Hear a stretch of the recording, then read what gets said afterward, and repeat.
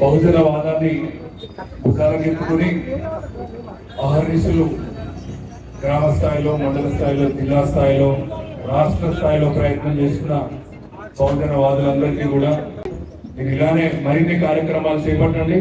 ఖచ్చితంగా ప్రభుత్వం తరఫున, బీసీ ఫైనాన్స్ కార్పొరేషన్ తరఫున ఖచ్చితంగా వారికి రావాల్సిన వాటా వాళ్ళకి దక్కే విధంగా ప్రభుత్వం తరఫున మేము కూడా దగ్గరుండి వారికి కావాల్సిన అన్ని ఇప్పించే విధంగా నా ప్రయత్నం నేను చేస్తాను.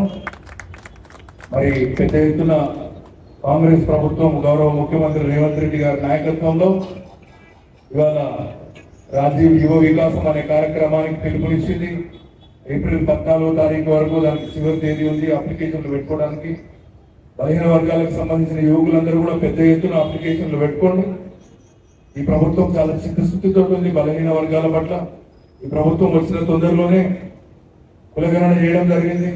బీసీలకు 42% రిజర్వేషన్లు ఇవ్వడానికి అసెంబ్లీలో బిల్లు పెట్టడం జరిగింది.